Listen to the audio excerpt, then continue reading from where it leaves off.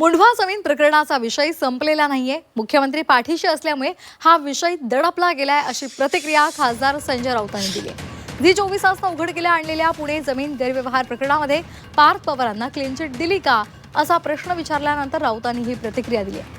दरम्यान या प्रकरणाच्या अहवालाचं पाकिट चंद्रशेखर बावनकुळेंच्या खिशात असून ते कधी फोडणार हे माहीत नसल्याचं त्यांनी म्हटलंय। राज्यसभेवर पार्थ पवार यांची वर्णी लागावी यासाठी पुणे जमीन प्रकरणामध्ये त्यांना क्लीन चिट दिले जाते का असंही राजकीय वर्तुळात चर्चा सुरू असल्याचं त्यांनी म्हटलंय। मुंढवा जमीन प्रकरणाचा विषय जो आहे हा संपलेला नाही, अजिबात संपलेला नाही।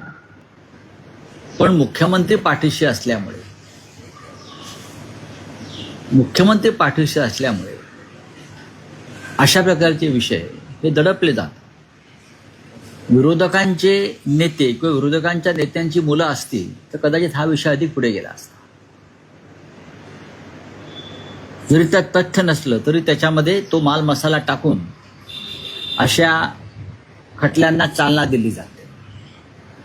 पण तुम्ही सत्ताधारी एकत्र आहात, त्याच्यामुळे आपल्या महाराष्ट्रामध्ये कायद्यापुढे सगळे समान नाहीत हे सिद्ध होतं।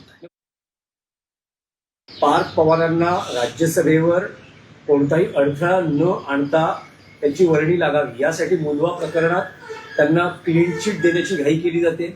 मी असं म्हणणार नाही, माझ्याकडे काही माहिती नाही त्याविषयी। अहवाल वाचला नाही, अहवाल अजून उघडलेला नाही। चंद्रशेखर बावनकुळे यांच्या खिशात ते पाकिट आहे अहवालाचं असं ते म्हणतात। ते आता कधी फोडणार आहे थुके लावून मला माहीत नाही।